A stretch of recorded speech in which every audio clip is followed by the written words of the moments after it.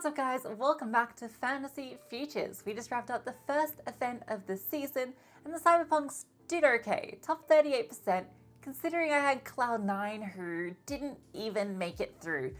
What went wrong? I don't understand how they're losing to Big considering the form of both these teams. Very disappointing for Cloud9, but an okay result for me because at least Perfecto played well. That puts me at number 14 overall on the leaderboard, but honestly, none of this really matters at the moment. Got my 8 points. We focus forward. I would say that, a top 30% result in an event, I'm happy with that. Top 30 to 40, acceptable. Looking forward now to I Am Katowice, which is separated into multiple fantasy events, and the play-ins is always a good time. The opening game's all best of ones, everything else is best of 3, and you can kind of group the bracket into 4 chunks or groups depending on how they feed into these upper quarters. Basically, if you lose your opening best of 1, you play the loser of the other best of 1 from your group. If you lose the upper best of 3, you'll play a team from the opposite group, so like that and like that, in the lower bracket. It's a little bit confusing, so I'd recommend looking at last year's bracket just so you can get your head around it. But here's my expectations of the group, which should also hopefully understand how it all flows, and my expectations for the lower round. The best team to draft, hands down, is VP. They have the easiest group, the easiest run, and in the worst case, they get upset somewhere here. They have to play maybe Cloud9, Betboom, or Eternal Fire in a best of 3, which I'm confident in VP winning. There's a lot of Astralis pickers here, which I think I can understand just because of their form, but the bracket scares me a little bit. Cloud9, despite betraying me at Blast, actually have a really good run here. Rebels is very easy for them. I do think Eternal Fire have been looking good, so they could be a challenge. But probably Spirit is the team that I'd be looking at outside of VP in terms of having an easy run.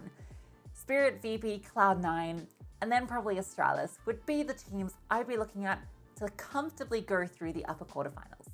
Let's run through who to draft. Starting with VP, you'd love to double up on them, but it's a little bit difficult. They are very expensive. Norbert is a must pick though with his recent form. I think I'd either go him with Fame or Jame, depending on the money you have. I don't think Mia's form has been impressive enough when you can get other players instead of him.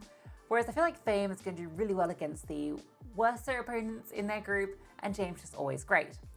Cloud9, it's tough. They're a little bit more expensive than Blast. Perfecto is the only one that I still have strong faith in. I think either Broomish or Hobbit if you wanted to double up, but I'd probably just go Perfecto if I'm going Cloud9.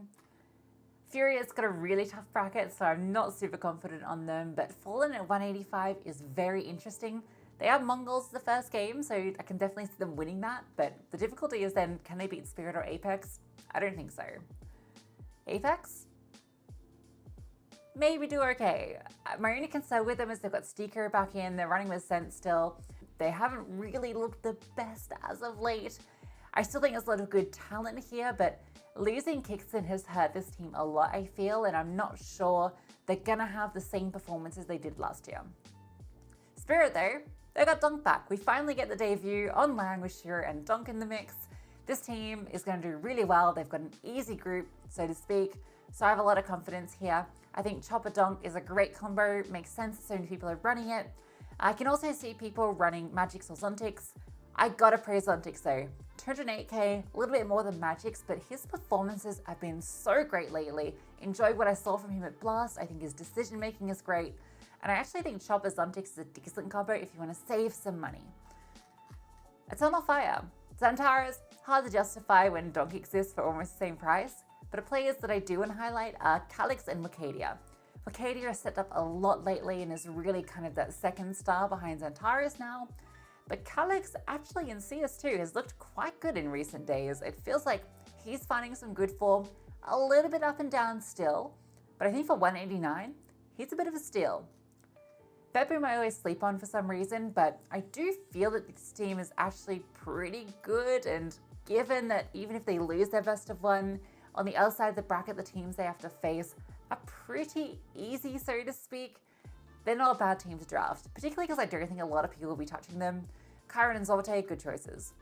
Gamer Legion looked pretty good, to be honest. At Blast, I think also they're going to beat M80 just because of the situation with Depth stepping into that squad. I don't see them beating VP, but I think just the fact that they'll get through the upper quarters should have them going pretty well through the lowers. So not a bad team to draft. I just think their pricing kind of is leaning in territory for teams that I'd rather draft from. Big, definitely a team that's now on my radar more than they were. I was ready to write them off, but they look pretty good at Blast, all things considered. Process at 187, I think, alongside Katowice, they're the best players in that price range to be drafting. If you believe in big, go Process and Crimbo, or Process and Manto perhaps, but I think that that's kind of where I'd be picking there. Astralis looked good at Blast, 100%. I do think the Blame F and Device are a little bit too expensive for me to draft into here, but Stanyabi and Stare, all good choices, and I think that Stare at 194, great choice. I feel like he really showed what he's capable of and why he's in this team at Blast, and if he can show that kind of form here against easier opponents, I feel pretty good. Mongols, like them in Atlanta, I've liked what I've seen from them lately.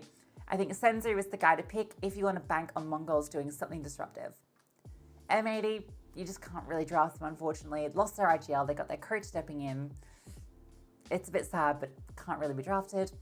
Heroic, why would you pick any of these players when Astralis have players for the same price? I just don't see any reason you would draft Heroic. Sorry. Ents is basically 9 with Glaive and Diha. I don't want to draft them until I've seen them play a little bit more. So yeah, avoid. I do want to just note though, Netic, take a look at this guy's stats in the last 3 months. We're talking donk numbers. Obviously it's domestic in Australia, but it's kind of cool. So if you're gonna, draft someone from the Oceanic region, Netic's the guy to go. So in terms of my draft, I would love to be doubling up on VP. The team with the easiest run, it just feels completely free for them. But I don't think I can afford to not draft Donk. So I'm just gonna get a single VP player, and of course it's gonna be Norbert.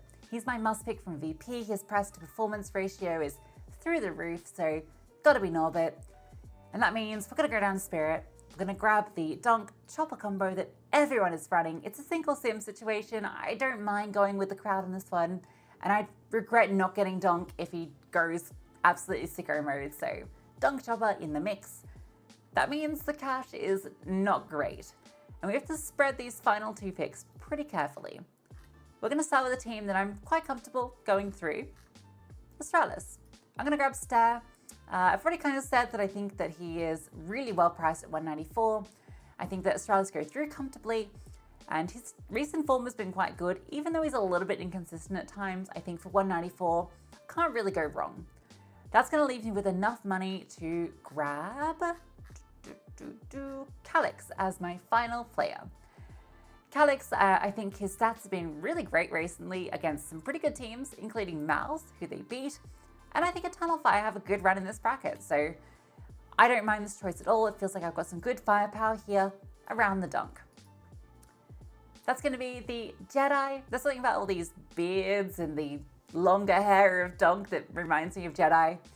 My alternative to this draft would be going Magix instead of Donk, and then Jame instead of Stare, so a 2-2-1 draft, but I just feel like I can't not draft Donk. So as always, let me know your thoughts, let me know your draft, and good luck.